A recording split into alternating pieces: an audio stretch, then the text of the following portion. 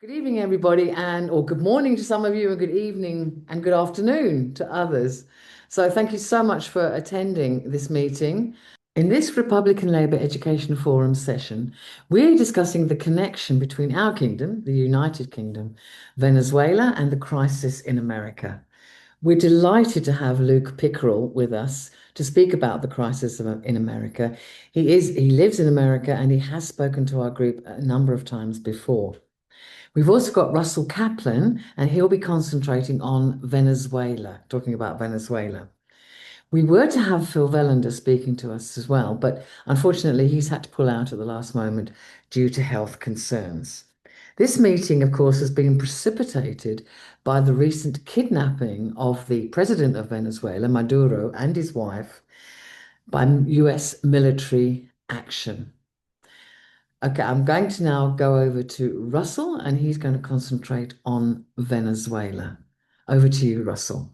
Okay, at the outset, I have to say that I'm not an expert on Venezuela or Latin America, although I do have a deep interest in Latin America, which stems from my days as a first year politics student in apartheid South Africa, where I did a politics course taught by a Marxist lecturer who did a course on the origins, the roots of American foreign policy since the war, and exposed us to um, uh, scholars like Gabriel Kolko in his sort of unequaled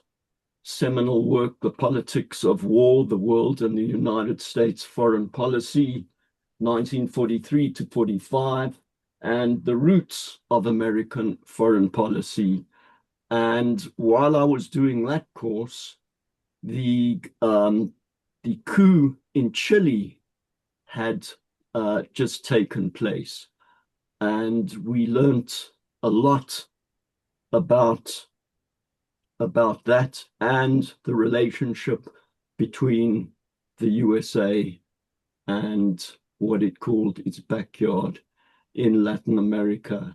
And that experience has been very formative of my sort of political consciousness since then, especially an interest in Chile. But I'm also a member of the Venezuelan Solidarity campaign, and I've been following the vicissitudes of Chavismo ever since Chavez came to power. So I just want to start off with something actually relating to Chile, but it has implications for it has implications for all of these left-leaning governments of Latin America. It must have been somewhere around 2004. I don't know if people are acquainted with the documentary filmmaker Patricio Guzman, who made the incredible Battle of Chile and meant quite a few other documentaries. But I think in 2004, there was some kind of cultural festival in London. And what caught my eye was a film by Guzman called Salvador Allende. And I hastily managed to secure myself a ticket. And a few years later, the film appeared on DVD, which I purchased from Amazon, and then I reviewed. And you can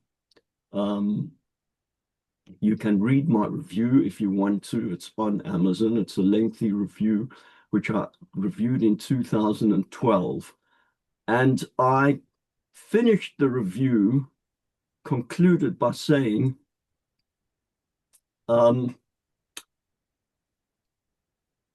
by continuing to keep Allende's memory and what happened in Chile on that other 9/11 alive, Guzman holds forth a torch of hope that is now burning in Venezuela and Bolivia and across the imperium's backyard in the rest of Latin America, in the rest of the Latin American subcontinent. We can only hope that the lessons of the democratic path pioneered by Allende and the Chilean people with such tragic consequences have been considered and understood, and that the people of those Latin American countries that have voted to break with the imperium and its impoverishing policies of fealty and dependence are organized and prepared for the anti-democratic backlash. Now that I haven't looked at this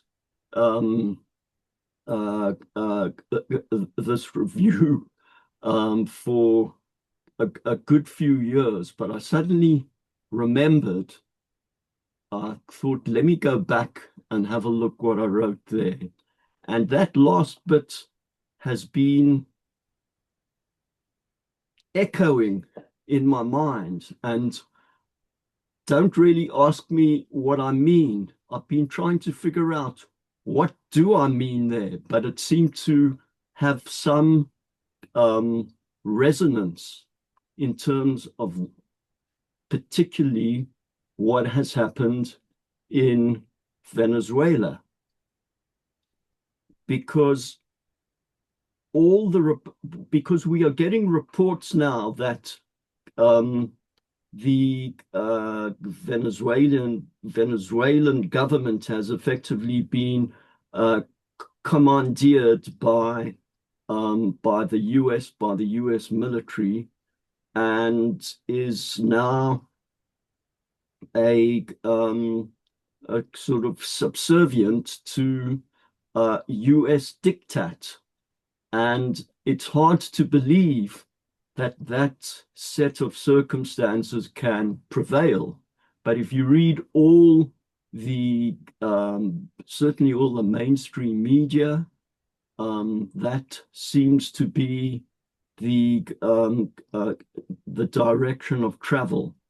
So I was also thinking, I mean, when Steve asked me to speak about Venezuela for 10 minutes, I said, you got to be joking. I don't know. I'm not sure I've got enough to say for 10 minutes, but I've realized actually I've got a lot more to say than for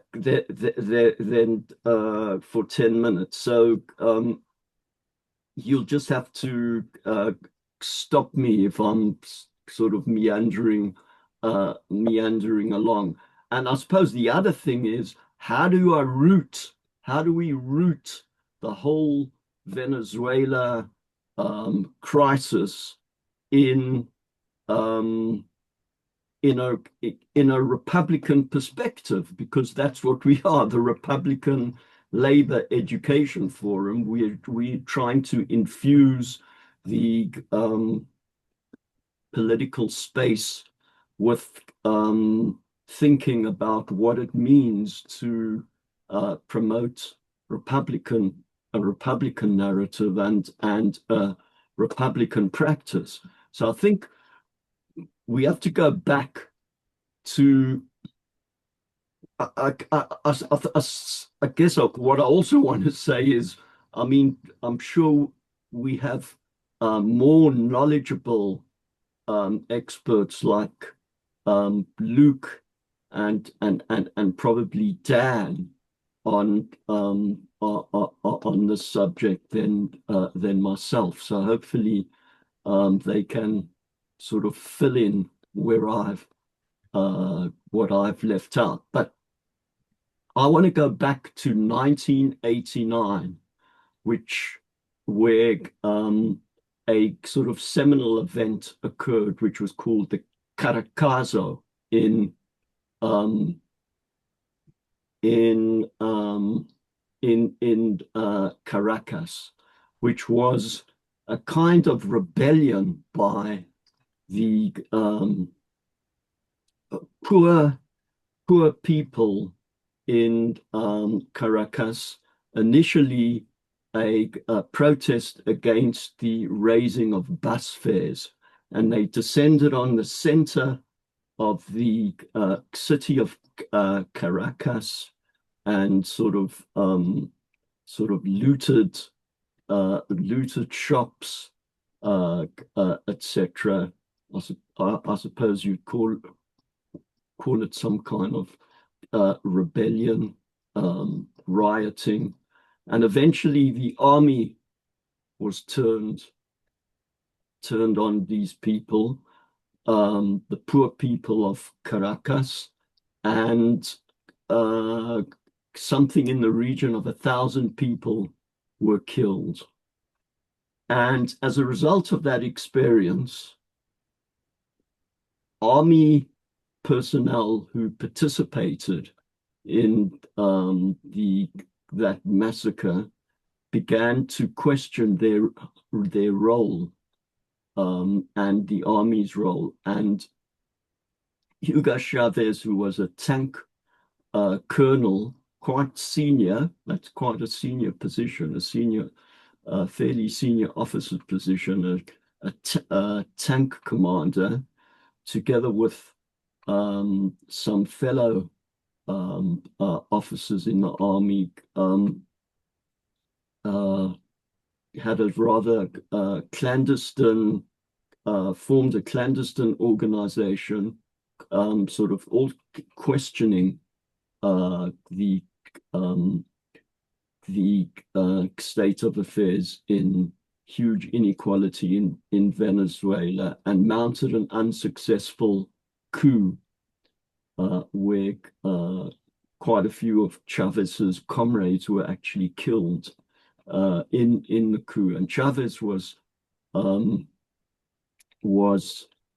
imprisoned, but he was eventually pardoned.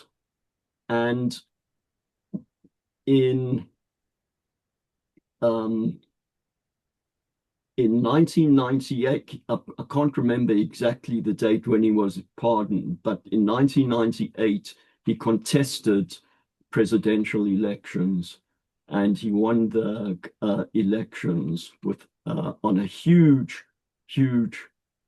popular vote. And from the moment Chavez had won the elections, the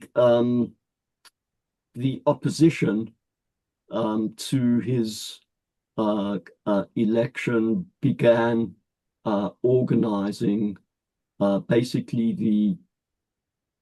the elites, the wealthy classes in Venezuela did not like his capacity to draw on the masses and to organize. And and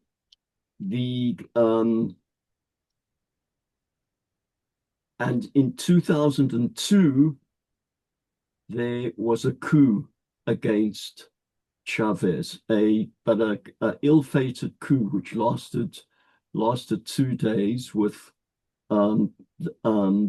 many of the same people who participated, I guess, in the Caracazo, descended from the hills of where the poor people live, demanded his restitution, and it seems most units of the military remained loyal to Chavez, and he was restored to power. Of course, the coup had the backing and support of the US. And one has to look at what it was that made Chavez so popular. I mean, he introduced many of these sorts of his reforms or his initiatives, I would suggest, were indicative of what a Republican socialist way of running a country, in terms of encouraging the people to organize themselves into communes and collectives and to articulate demands, make demands against the government. And so it was a kind of popular democracy, but it was never accepted by the what I just recently saw an interview with Owen Jones. Owen Jones was interviewing Maduro's chief of staff before Maduro became president. So Maduro was the quite a long-standing foreign minister under Chavez, and he was also sort of kind of Chavez's anointed within the Chavista movement to take over. And he basically said that the problem was that, or the problem is that the opposition never accepted the reconstituted form of Venezuelan politics. They were like an ancien regime. He used that analogy with the French Revolution, and they almost from the outset were very violent in their rejection of Chavez and the new Bolivarian constitution that Chavez, that was introduced as part of the Venezuelan polity. Just incidentally, if people are interested in the 2002 coup, there's a fantastic documentary called "The Revolution Will Not Be Televised." I guess quite a few people may have seen it already, but that gives you a good sense of the sort of opposition against Chavez. But now, Chavez, sorry, I might be jumping around, but there's a lot to say. Let's sort of just wind forward to Chavez. Well, Chavez, I think, died in 2012, and Maduro took over, and I just want to the thing I want to focus on now, just quickly, is this question regarding the legitimacy of the Maduro presidency relating to the 2024 election. And certainly the people I know from Venezuelan Solidarity Campaign who were monitors of that election argue that Maduro did, in fact, win the election. But whether he won it or not, coming back to that my conclusion that I read to you, the issue really is one of in 2014, when Maduro fought a presidential election and by all accounts won it fairly and squarely, terrible violence followed, even though he had won. The opposition has never, ever accepted Chavez or Maduro and always claimed it was a rigged election. Now, given that this Bolivarian revolution has invested so much in transforming Venezuela, one might want to argue that 2024, even though Maduro, if he had lost, there was so much interference that it was never going to be a fair election. Interference to try and prevent Maduro from winning that election. And Maduro's concern was to maintain the continuity of the Bolivarian revolution and the institutions around the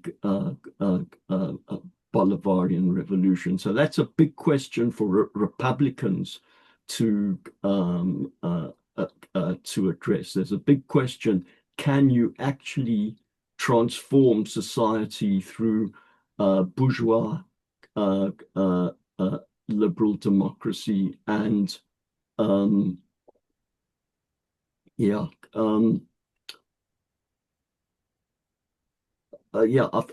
think I'll leave it at that. Thanks very much, Russell. So you're saying that in actual fact, the opposition, the elites, never went away and have made things as difficult as they possibly can for, and of course the US, because they've been applying unbelievable sanctions, haven't they? And yeah, the economy was completely, if you strangle the economy to the extent that the support of the people, especially the poor people, sort of begins to evaporate. So we're, yeah, because you're squeezing them. They're suffering, absolutely suffering with economic sanctions. Yeah. Thank you very much. I'm going to bring Luke in now. Luke Pickerell. Yeah, hi everyone. It's nice to be here. What I want to do is break my presentation down into three parts.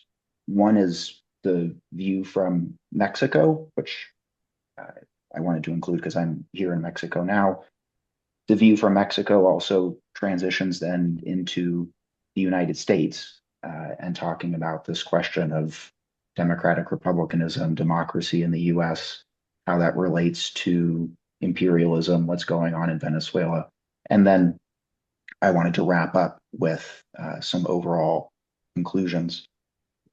So I'll start with the view from Mexico. Most folks in Mexico don't support the kidnapping of Maduro and would call it that. Folks who are really engaged politically would refer to it as a kidnapping.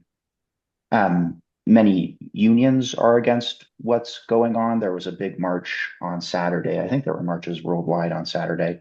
It was pretty big in downtown Mexico City. Unions were very present. The Electrical Workers Union led the march with a big banner. The president of Mexico, Claudia Sheinbaum, has said that Mexico categorically rejects intervention in the internal matters of other countries. She's said other things to that effect. And that transitions, of course, to Mexico being in the crosshairs. Trump, we know, has threatened Mexico several times. Usually it's using the cartels as a pretext, using drugs as a pretext. We probably also know that he's announced that land strikes are coming against the cartels in Mexico. This is seen as ramping up various stuff. About a month ago, I was surprised to learn it was only a month ago that Trump used an executive order, which is a constitutional power of the president, to classify fentanyl as a weapon of mass destruction, or a WMD. And I believe earlier, the cartel groups, many of them in Mexico, were classified as terrorist organizations. So you have all the pretext to say there are terrorist organizations moving weapons of mass destruction into the United States. To the extent you need a legal pretext to intervene, it's there. Folks in Mexico know this.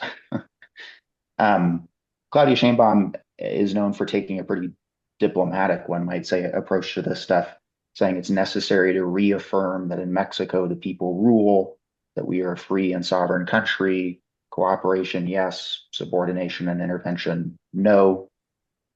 Sheinbaum has said recently she doesn't believe there's going to be an invasion. I don't think it's something they're taking very seriously.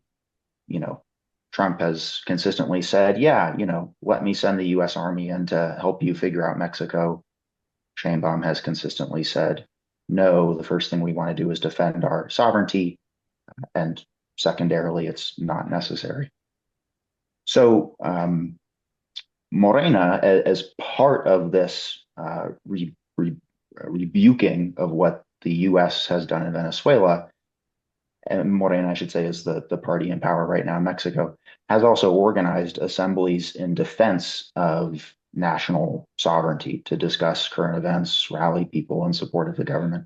So the question of what the US is doing in Mexico is immediately tied to what the US, the question of what the US is doing in Venezuela is, of course, immediately tied to what they could do in Mexico and what could be done in the rest of the area. I have to say, coming from the US, it's remarkable how the state, and by the state I mean the educational wing of the ruling party, Morena, is educating people in what's going on. And I want to use a book talk that I went to as a way of sort of sussing out more of how Mexico, I think, in general, the politicos, so to speak, on the left in Mexico are thinking about the US and our imperial power, which is, of course, pertinent to this discussion.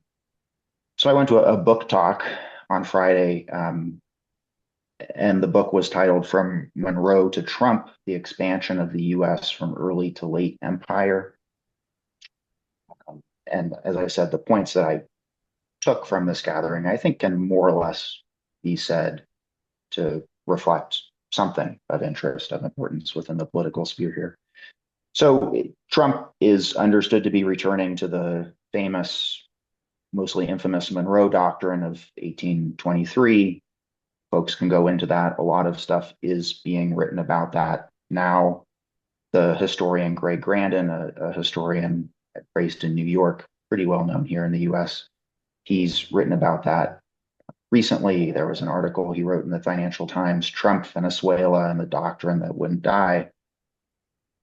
So the references to the Monroe Doctrine are everywhere. That's also because the Monroe Doctrine is right there in the US's most recent national security briefing that came out in December. A lot of it is there in that doctrine.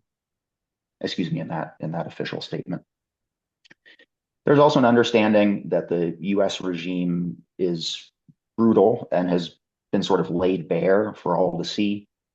As I said, it's right there. I was actually talking to a friend of mine who was saying, well, at least with Trump, it's honest and open. With Obama, it sort of wasn't in some ways. It was a little trickier to figure out what was going on.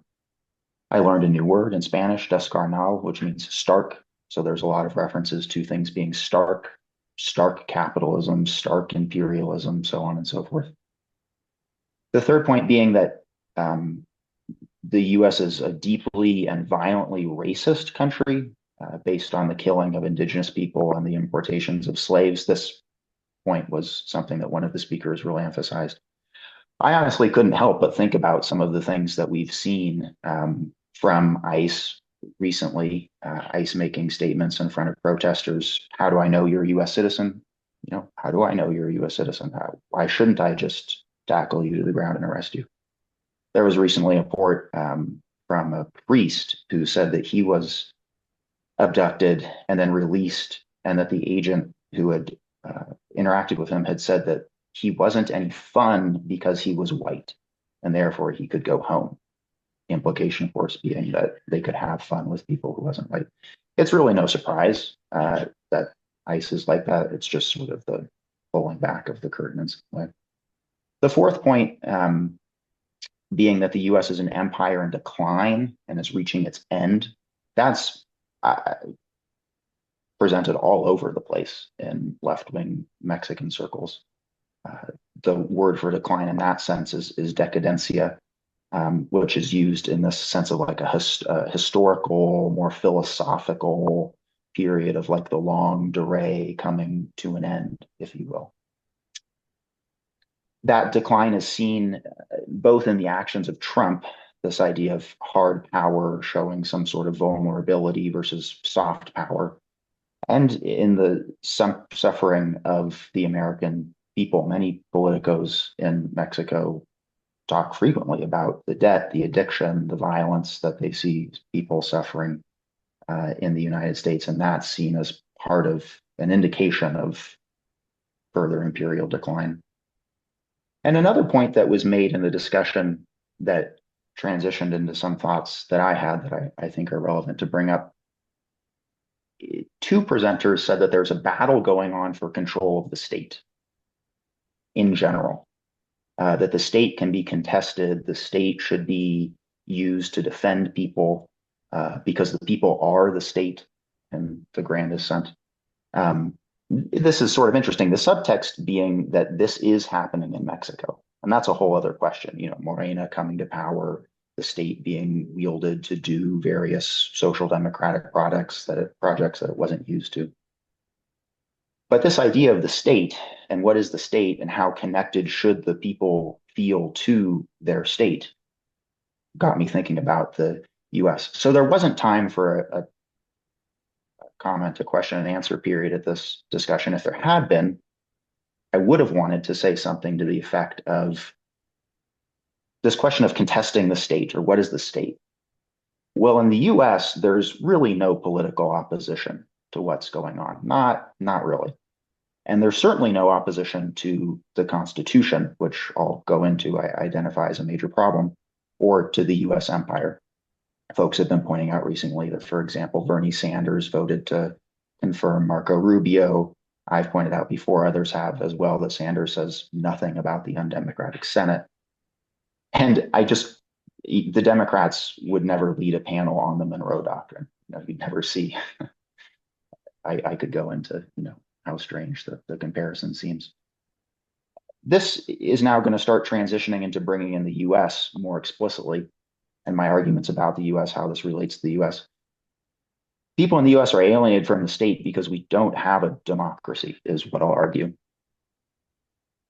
I'll bring Mexico back in briefly because I think this isn't mentioned. It's easier to create a third party, or any third party. I think there are 6 registered electoral parties here in Mexico, because of how this system is actually structured. Mexico has a mixed first past the post and proportional representation system in its legislative branch, which basically means that a party that gets around 3 to 5% of the national vote can win seats from proportional lists in some way. They can sort of be represented. That's not the case in the US. So I think that has to be emphasized. If it is sort of possible for the left to contest the state in Mexico, and again, that's a whole other thing, or for the people to have some sort of say in the foreign policy of the country, yeah, that seems sort of possible in a political system such as Mexico's to some extent. The main point, my argument is less about what you can do in Mexico. It's more about what you can't do in the US, which is what I'm going to go into now. So the view from the United States, one thing I want to bring up is this idea of internationalism. And I think we have to talk about how internationalism or internationalist values can get translated into like practical power to do something here in the US. Because I think that's how we have to view internationalism. I think we have to view the project of trying to change the US as a form of international solidarity, since the US is the empire that's been doing all these things and might even do more things that we might come back and talk about. So my argument is that the commitment to international means that we have to build a mass movement for democracy in the US. I argue the US isn't a democracy because of its undemocratic constitution. So doing internationalism then would mean fighting for a democratic political system here in the States.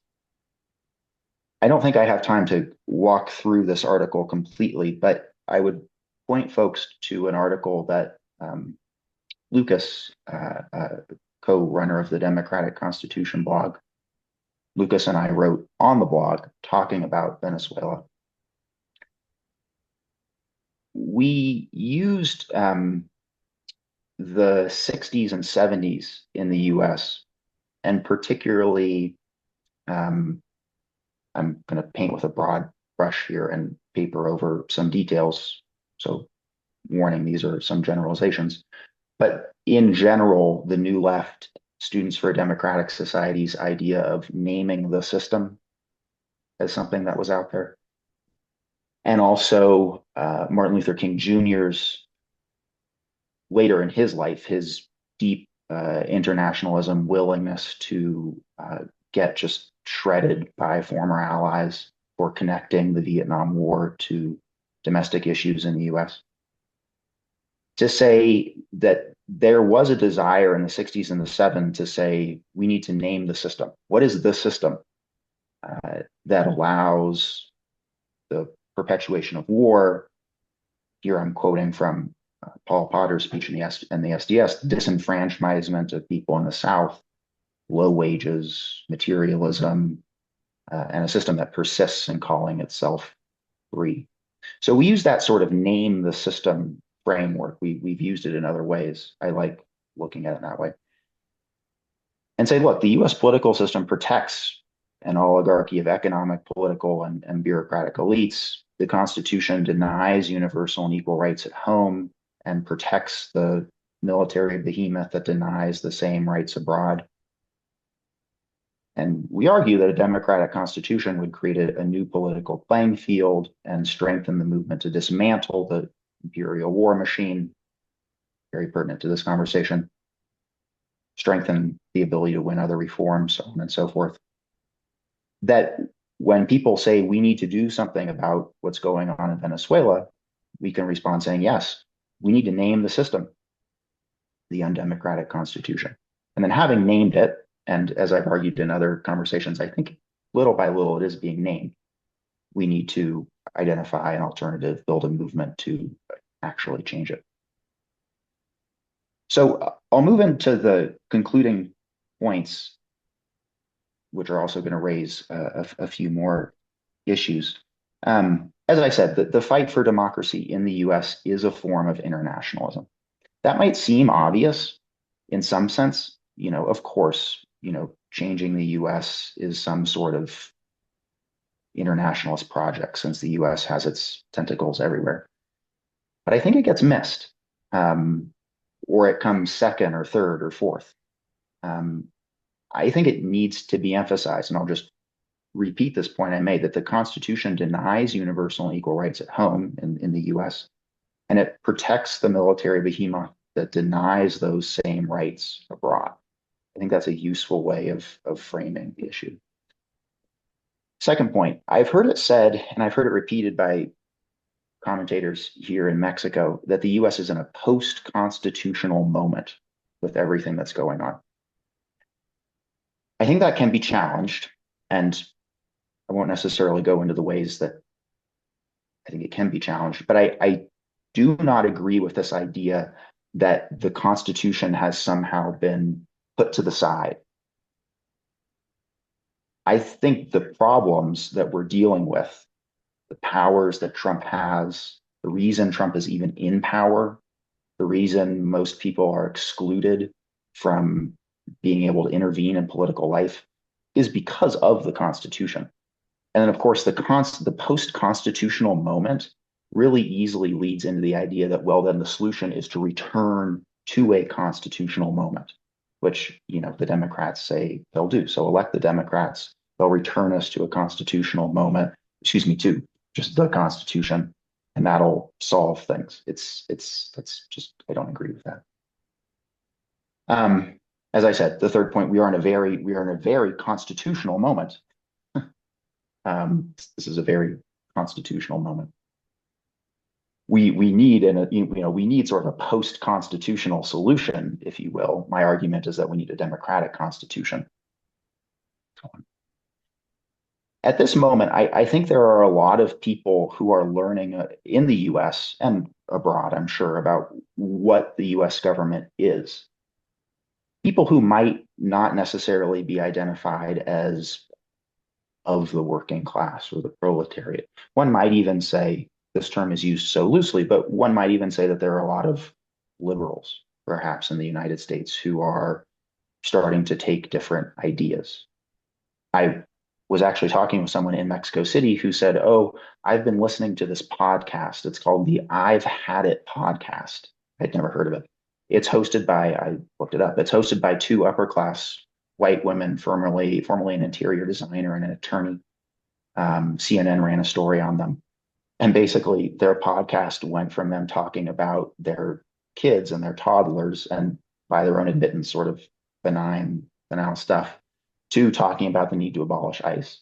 So, draw the generalizations that you feel are appropriate. I just thought it was, a little interesting. The last thing I'll say is that this is the 250th anniversary of the Declaration of Independence, and it's also the 250th anniversary, just 2 days ago, of the release of Tom Paine's Common Sense. And I want to bring in some of that to end. So Tom Paine said that the true and only true basis of representative government is equality of rights. Okay, I argue we don't have a political system based on the equality of rights in the US, and that allows this imperial machine to keep going.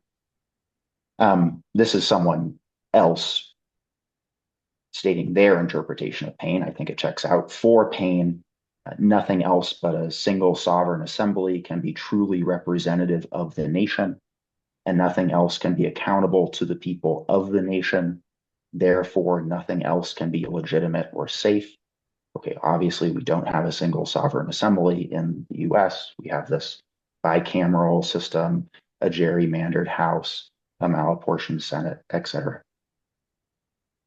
Paine famously said, "The world is my country, all of mankind are my brethren." Where there's any abuse of universal and equal rights, one might say, that is my country. GDH Cole, a historian of Marxism, called the rights of man the first fundamental social program put forward on behalf of the people since the days of Jared Winstanley and the Diggers. Rights of man came a little bit after Common Sense. And I'll conclude all of this by bringing us back to the point that a university professor named Jose Gandaria made during that book talk that I referenced a little while ago. He was the one who said and really emphasized the US having its foundation in genocide and slavery. And I want to end by saying that can't be the only thing that we say on the 250th anniversary of the Declaration of Independence. Folks in the States have, and folks who came to the States only very recently, like Tom Paine, who's not born in the States, the people in the States have fought and died for universal and equal rights, struggling for those ideas. It has not been achieved. And that idea put forward in the Declaration of Independence, regardless of the hypocrisy and the personal interests of the people, the men involved in its creation, that idea is still revolutionary in the United States. So I want to conclude with that, and I hope I've done a nice job of tying all these things together. Venezuela, the lack of democracy in the US, what's going on in Mexico. So I'll end there. Thank you very much indeed, Luke. You're absolutely right. You've got to bring it all back to the absolute lack of democracy in America. And that's, we've seen it now. It's supposed to have checks and balances, isn't it? Your constitution. Clearly, it doesn't. Trump is doing whatever he likes. And now he's kidnapped Maduro. I've just gone in and kidnapped Maduro and is making no bones about the reason why, the oil. So yeah, I absolutely agree with you, Luke. You brought it beautifully back to the lack of democracy in America, which has always been there. Please, if anybody else would like to comment, would like to come in with a question, please just put your electronic hand up and I will bring you in. So the first person there is John. John, if we can try and keep, and Daniel, if we can try and keep our contributions to about 2 to 3 minutes, that would be great. So, John, I'm going to bring you in now. Right. Thank you very much, Carol. Yeah, just four quick points. The first is that I'm getting the impression that the United States has honed its ability to conduct these kind of aerial operations. It's got the expertise, it's got the technology, it can do that. And it's also, over many, many decades, honed its ability to put pressure on and create and work through proxies. What it seems to me, it has lost its confidence and its ability to do is a land war. I think the American ruling class and possibly the upper echelons of the military are still traumatized by Vietnam. Second point I want to make is about Latin America, which I've been to recently, to Cuba, and read quite a lot on. I get the impression that one of the salient points about Latin America is because of the extreme brutality, including the creation of death squads in the 1970s and the 1980s, of American imperialism in Latin America, and the use of coups and violence in all sorts of ways. What has developed, and you see this in the writing of Che Guevara, is the idea that you need a very strong left-wing state to reinforce yourself against that. And so in Latin American revolutionary and socialist thought, it seems to me, there is a authoritarian trend, which Guevara really is at the center of, despite his famous photograph. Maduro, again, has been criticized for being an authoritarian. And I think the point is that people make their choices in circumstances not of their own choosing. And America has created, the USA has created those circumstances. Third thing that really interests me is this link, which I think is particularly destabilizing for the US.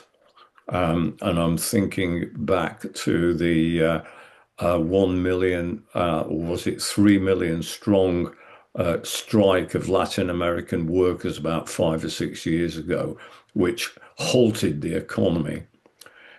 The thing that is of potential real problems for the USA is that it is mounting a war internally against a huge Latin American population, and at the same time re-intervening and reviving the Monroe Doctrine in Latin America, which really places Latin America right at the forefront. And people have wised up, as Luke started to say at the beginning, particularly about this. My final point isn't a point, it's a question. I've tried to find out from various people, and I cannot find out. But in the protests that have emerged in American cities as a result of the murder of Rene Good, what I want to know is the extent to which Black activists who were active and perhaps still are active within the Black Lives Matter movement see this as something which is part of their struggle, or do they see it as Whitey realizing what Black people have been on about for so long. To what extent is the African American activist population in alliance with Latin American Americans? Because if that's not there, then there is a potential for ICE to go in and continue to carry out these depredations in urban America. And I'd really like to. I've seen black faces in the protests since Rene Good's murder, but what I don't have is a sense of the real thinking and feeling and participation within the African American urban communities. Thank you. That's a very, very interesting question, John. Daniel has his hand up, so I'm going to bring Daniel in now. Daniel? A couple of things. First of all, as a quick response to John's question, the Black Lives Movement has essentially disappeared since its heyday. There is no special Black movement in the United States these days. A few small groups vying for that title, but the movement itself is a shadow of its former self. And that's not entirely bad, because I think there's a mass uprising by working class Americans against ICE. ICE is fiercely unpopular. Wherever ICE goes, there's a riot will follow, and people are banding together against that, regardless of race. And I think that's a good thing, actually. I think that certainly ICE is targeting people on the basis of color, but this is really more a question of nationalism and nativism, first and foremost. But I just wanted to bring people up to date about where things stand. I know it's very hard. Was it Churchill who said that Americans and Britons are two people divided by a common language? It's very hard for Americans to understand British political institutions, and it's very hard for Britons to understand American political institutions. But basically, we have a 4,000 word document, which is in many ways unchanged from 1787. This is extraordinary. 1787, Catherine the Great was on the throne in Russia. George III was on the throne in Britain. The Holy Roman Empire was still going strong. Louis XVI was still on the throne in France. And the American political system has changed remarkably little since those days. So it's at once kind of democratic, but on the other hand, intensely conservative. And that conservatism is baked deep into the structure. The document is virtually impossible to change. And it has not worked for a generation, in that Washington has been characterized by gridlock, by poisonous levels of political partisanship. There's been an attempted coup, 2 stolen elections in which the Electoral College trumped the popular vote. America's ruling institutions are completely backwards and undemocratic. The Senate is based on equal state representation, which means that California and a Rocky Mountain state like Wyoming get the same number of votes, even though California's population is nearly 70 times greater. The Electoral College is geared towards white rural states. The House is hopelessly gerrymandered in favor of white Republican citizens. So it's an increasingly undemocratic, unrepresentative, unfair system, which simultaneously is absolutely impossible to change under the current framework. And after 30 years of gridlock, what we had is the tensions built up to such a point where essentially Trump following his election in 2024, took the presidency, said to hell with Congress, and kind of declared himself a dictator. And that's what we're living in now. The ICE is Trump's personal Praetorian Guard. They are very violent. They are very poorly trained. Wherever they go, there's usually riots erupt, and ICE is encouraged to intervene in these disorders in the most violent, brutal, confrontational way possible. And this tactic is escalating dramatically. So I think that the killing of Nicole Good was really just the first, a foretaste of things to come. And the situation on the ground is rapidly escalating. Now, the other thing is to point out is that Trump's poll numbers are dropping. He's less and less popular, but as his popularity declines, he is compensating for it by engaging in ever more adventurous policies abroad. The attack on Venezuela is one example, but he is threatening an attack on Greenland, believe it or not. He's threatening an attack on Mexico, certainly on Cuba, and now it appears that military intervention in Iran is going to be forthcoming in the near term. So the more his polls drop, the more his aggressiveness rises. So it's basically, we're really careening towards a serious crisis. And people like Luke and myself have been warning about this for years, but now finally it's coming to a head.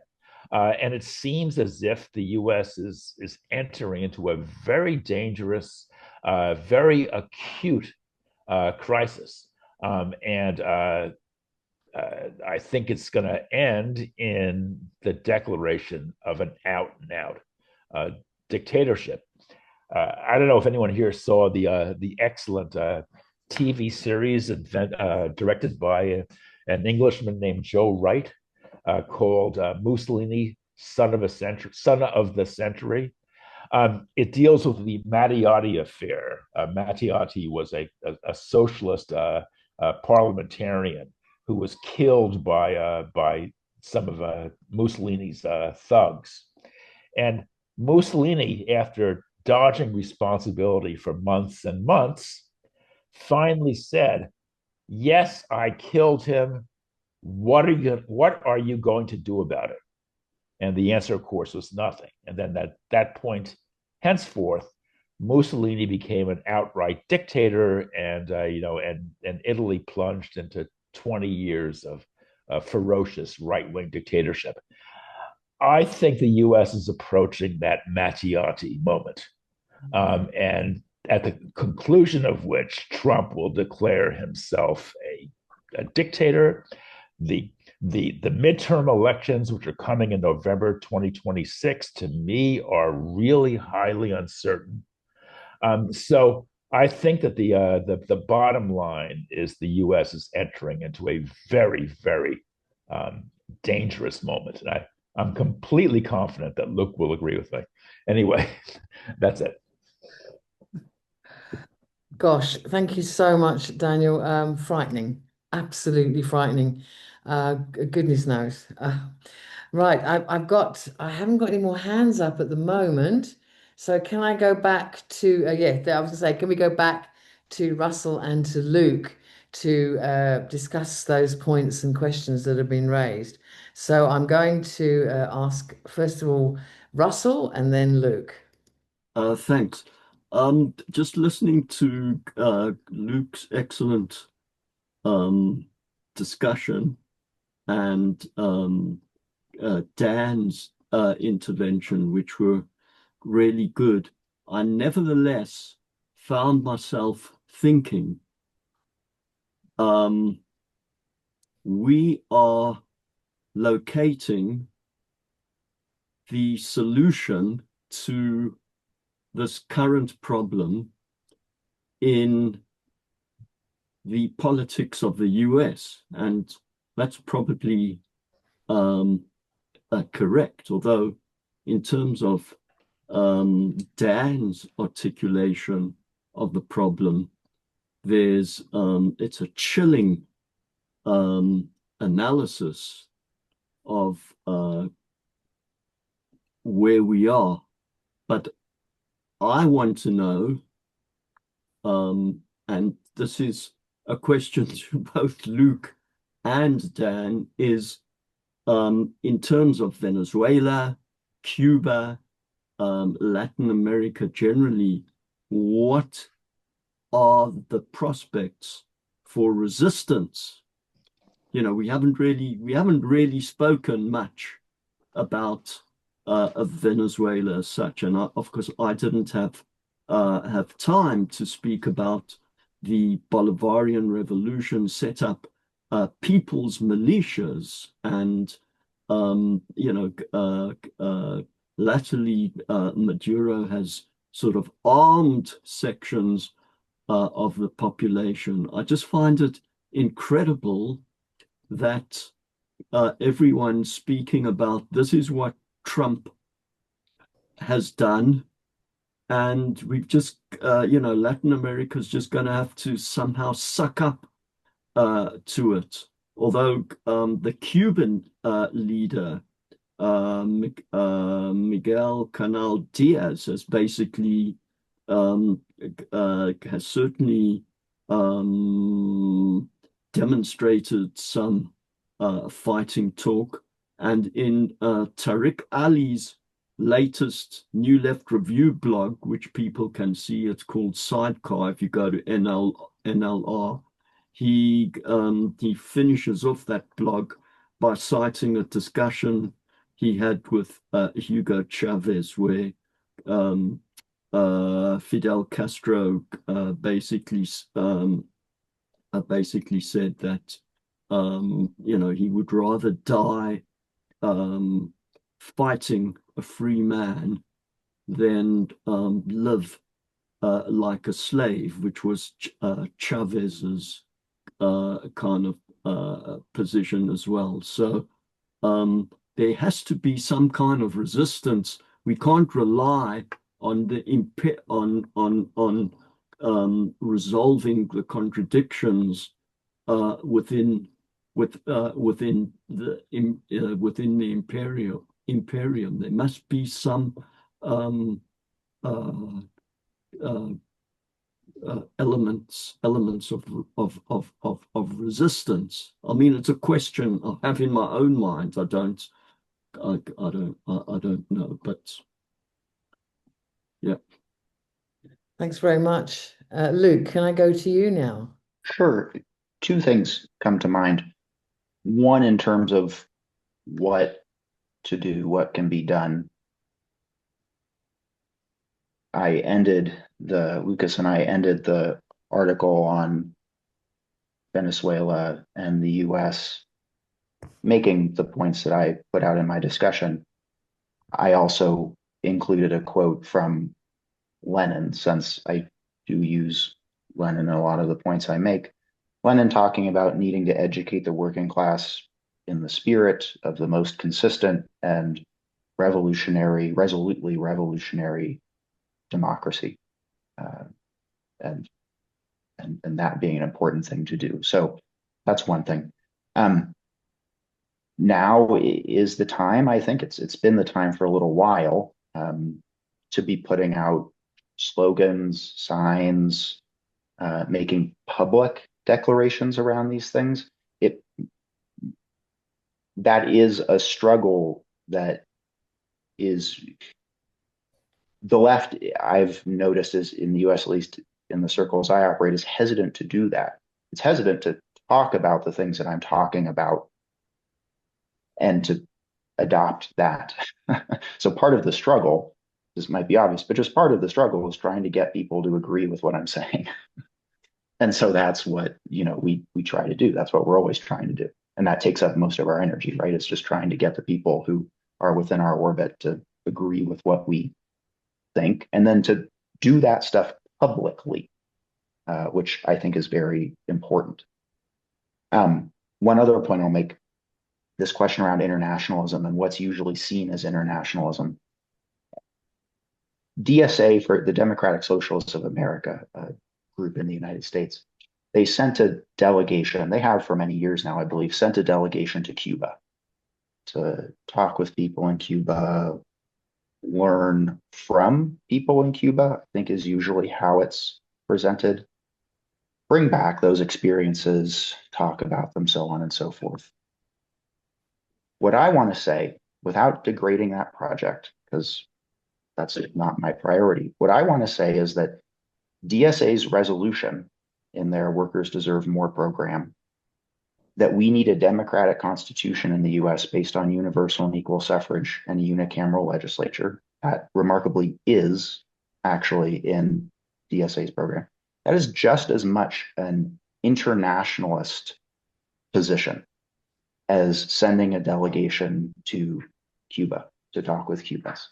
That getting some clarity around how the heck we're going to solve this problem in the US, and I think it comes down to this discussion around the Constitution, that is just as much a stance in solidarity with Cuba as sending a delegation of people to talk with Cubans. I want to put it there.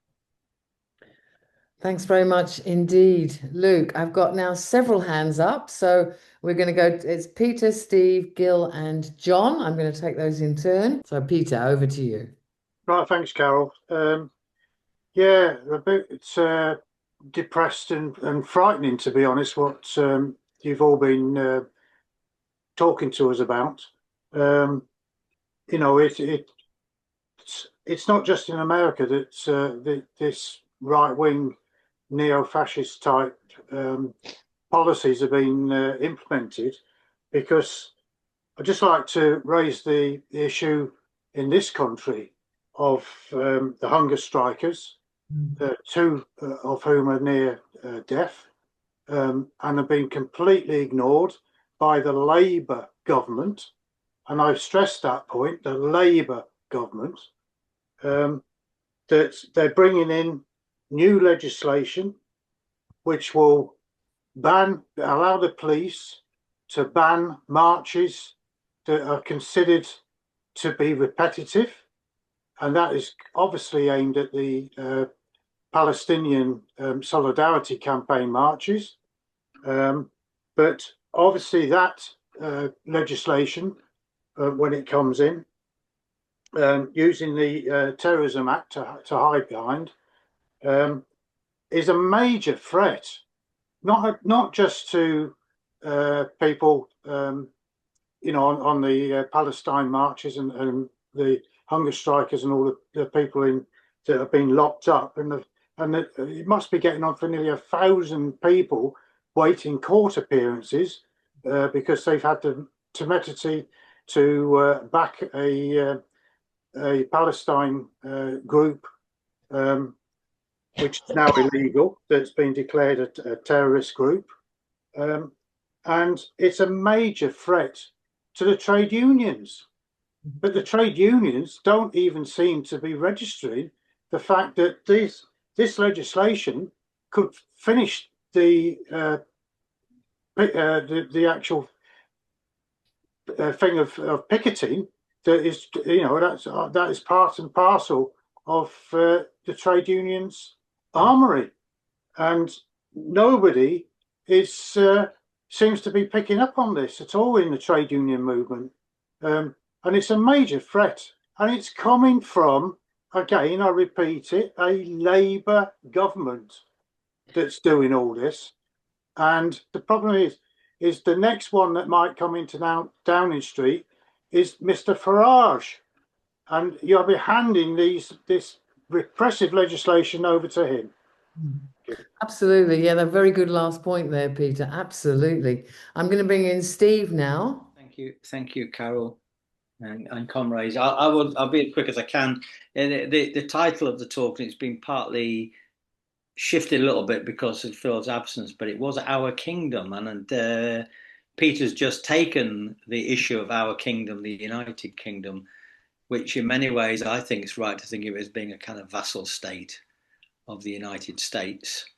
But one of the things that came up, and I think it's quite important, I hadn't thought of this before, but Luke mentioned this idea, and going back to Tom Paine, and we haven't done much on Tom Paine, by the way, and I think it reminded me of thinking we should do more on Tom Paine, or maybe have a talk on Tom Paine, actually. But you mentioned the single sovereign assembly in Tom Paine's program. And we in your party, or we're fighting within your party, and one of the things that we've raised within your party is the need for a parliament for England, which still seems a bit strange to most people on the left. But we connected it, of course, to Tony Benn, who had it in his program, and he wrote about this program in a book called Common Sense. And of course, that's a book of Tom Paine. So I think fighting for a parliament for England is about fighting for a single sovereign assembly in England. I'll make a couple of other points. And so I'll go back to that. We must do something on Tom Paine, but historical reasons as well. But anyway, the Bolivarian Revolution that was mentioned, what is that really? It seems to me it's an exam. It's a kind of democratic revolution. That's its kind of impetus. And but we have to think about what are the limits of a national revolution, because a democratic revolution overthrows the Constitution. If we're talking about overthrowing the American Constitution and establishing a more advanced constitution, a more democratic one, okay, that is a kind of national revolution. And you're right to make this point about the link between the thinking of it in internationalist terms, Democrats of the world unite, and to think about the working class as a democratic class across the world. We have the problem here that we are doing a lot, and it's the point that you've alluded to, Luke, as well, that we are doing a lot of things in solidarity with the Palestinian people, and the Palestine, and in solidarity with the struggle of the Palestinian people for a democrat, in essentially a democratic republic in Palestine. But we none of that movement, and it's a big movement in this country, is thought to consider, what about democracy here in the UK? What about the role that our kingdom is playing in all of this? Why doesn't that movement start to think about democracy here at home? I'm going to stop there, Carol. I'd like to say a bit more, but I'm going to stop because there are other comrades as well.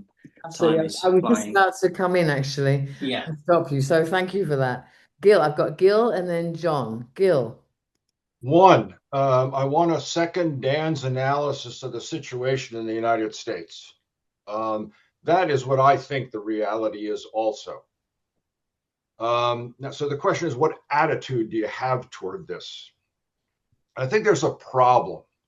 I run into it into the Marxist Unity Group. It has a line in its, we're going to have a Congress in another week, an annual Congress. And there's a line, capitalism creates the seeds of its own destruction.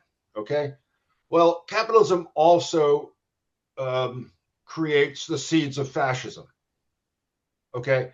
That's true too. And so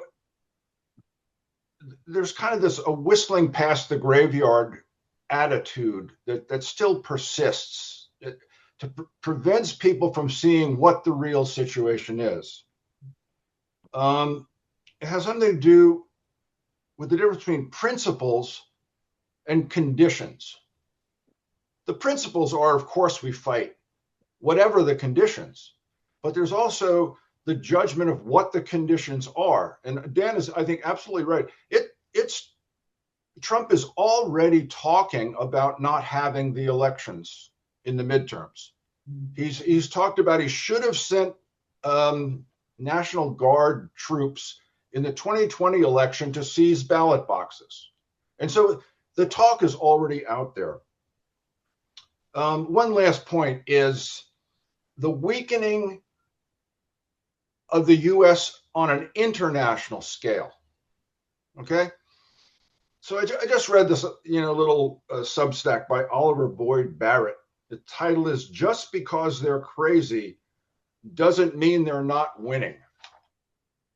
Now, as the US weakens internationally relatively, it then actually becomes more dictatorial in the sphere in which it operates. So that's the contradiction we're in. Anyway, just facing reality is hard. And so far, the left in the United States is not facing it. Even with all radical talk, everyone is still expecting something to happen with elections. And they may be off the table now. So anyway, just trying to talk about reality itself is hard. Thank you very much indeed, Gil. Yeah, again, terrifying, really, that there may not be a midterm election, as you've said. John, I'm bringing in John Mulkins. Hi, and thank you, Luke, for holding this little meeting here. It's great. I just wanted to say there's a lot of people working in this area designing a new constitution for the United States. Over the last couple of months, I've been reaching out to folks here in the United States, and there are literally dozens of organizations that, in one way or the other, are contemplating how our Constitution can be democratized. The issue, however, though, is that these people are all working independently in their way to try to create this change, from assembly models to conventions, to all different kinds of things. So in response to, I think, what Peter was saying, it is depressing, but at the same time, there's a lot of hope in that the perception that our political system is failing is becoming ubiquitous. Most Americans understand this now.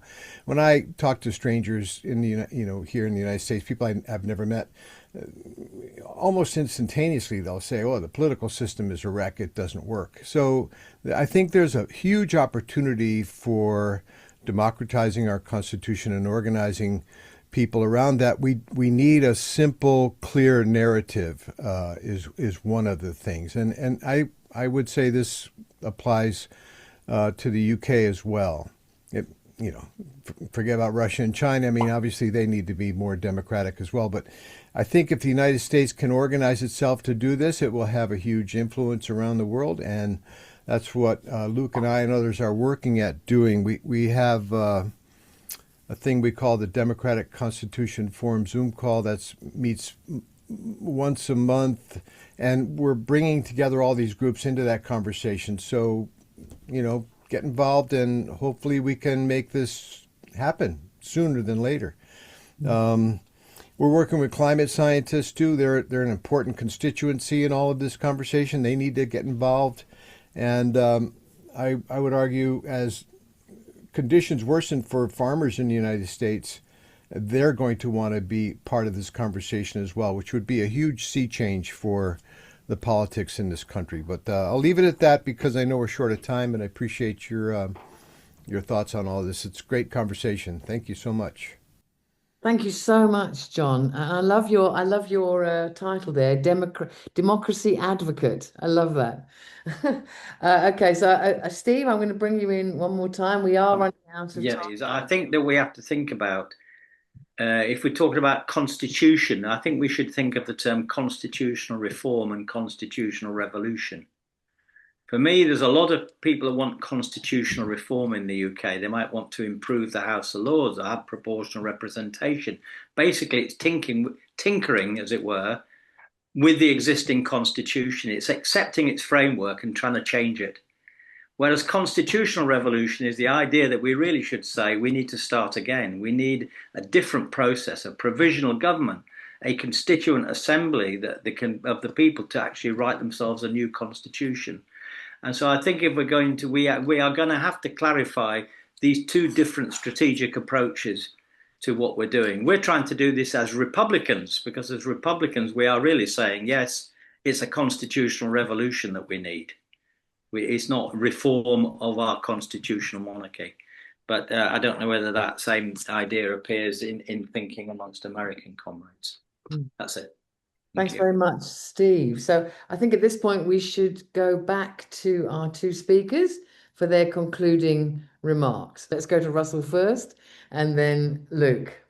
I actually had a question. I don't have much more to say. I mean, I still there's still a big question mark about the capacity for resistance among the people of Cuba, Venezuela, Colombia, Nicaragua, even Bolivia. I see Trump hasn't mentioned Bolivia yet, which has large deposits of lithium, which I'm sure his sort of mad ally Elon Musk has his eyes on. But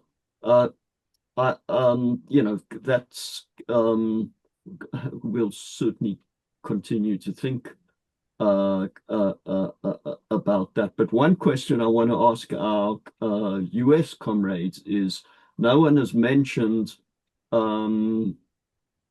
where do you sit Mamdani's election as mayor of New York in relation to resistance to Trumpian dictatorship in the US? And is it possible that Mamdani might be the contemporary, what's his name, the guy who Mussolini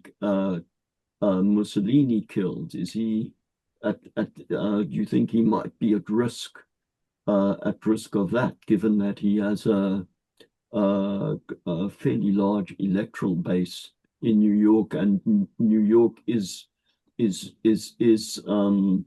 a very influential city in relation to American politics? Thanks. That's all I've got to say. Thank you very much. That's a really good question. Yes, is he a marked man now? Excellent question. So we're going to Luke now for his concluding remarks. Sure. Thanks, everyone. The first thing I'll do is just put in the chat the article that I referenced throughout the talk, if folks are interested in that or anything else. To touch on a few things.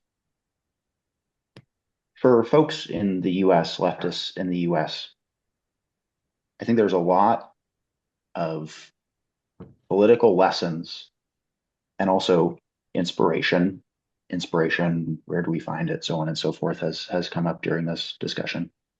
But a lot of important stuff to learn from history that is often not included in the sphere of the left's history, so to speak.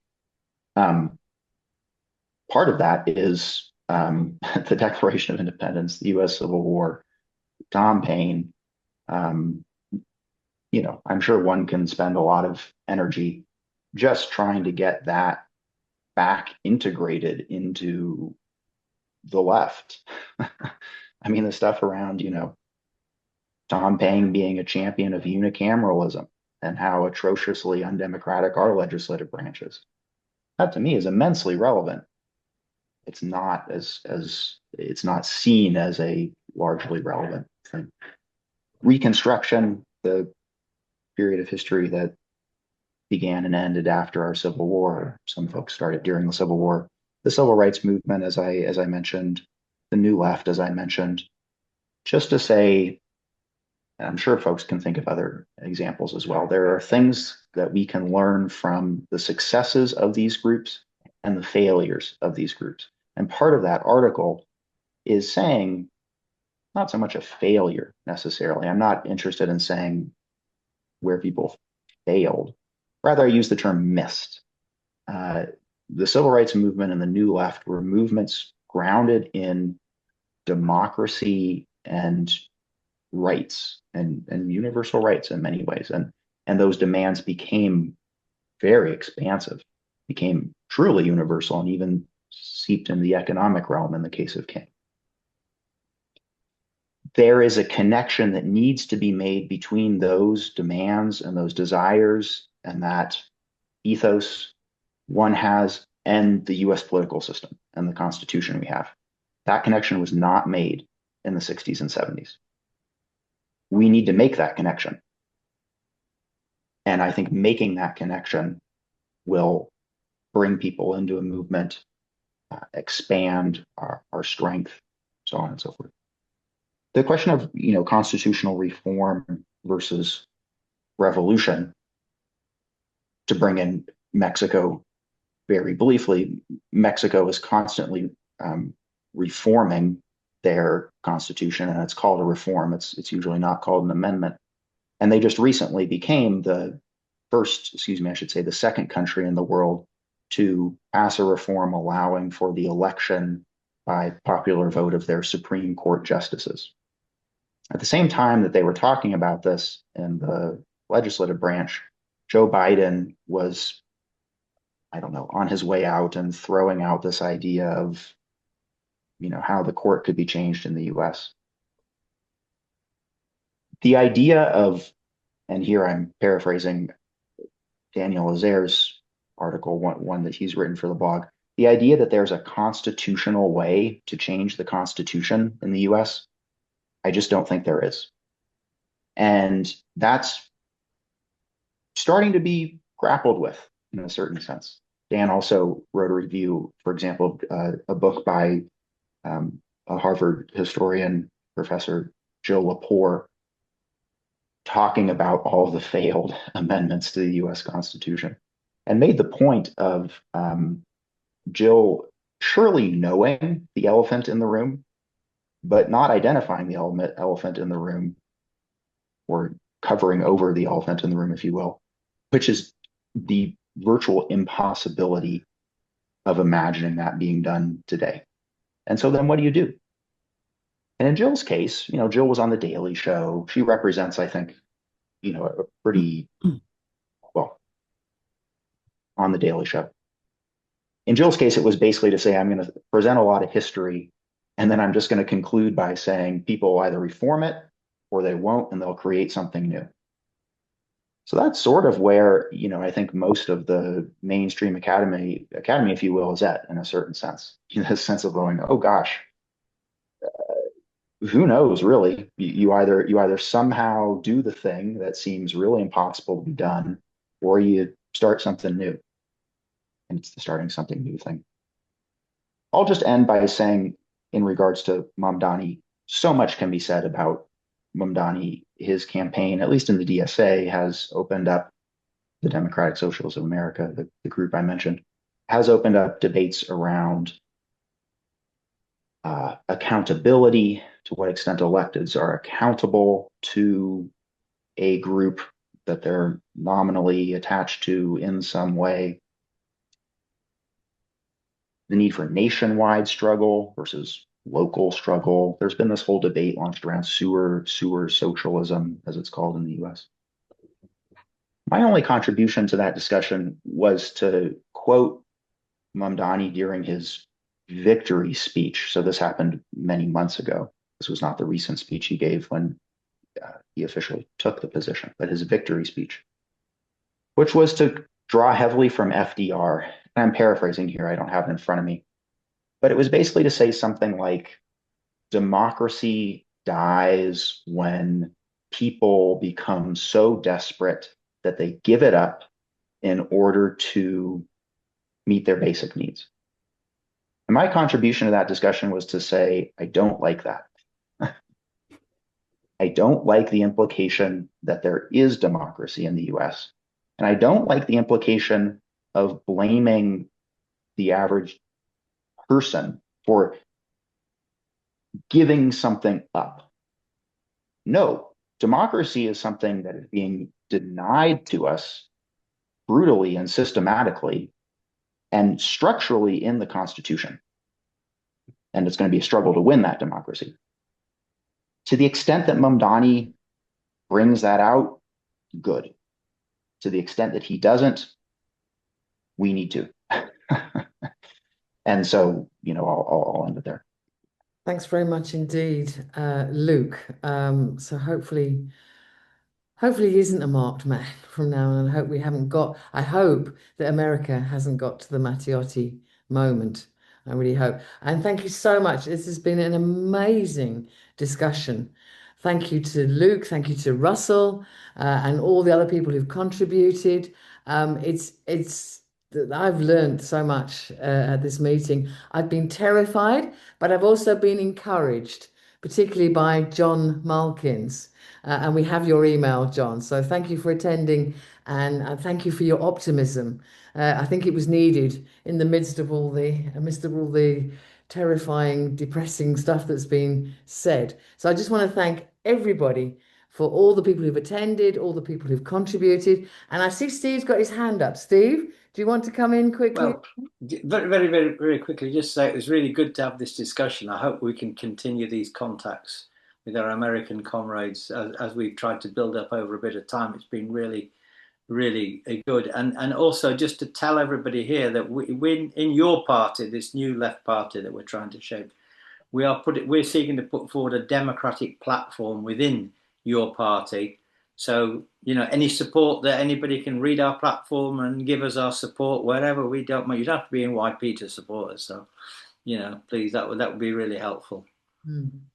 Democrats of the world unite, I think, is what we want to say. Absolutely. Democrats across the pond.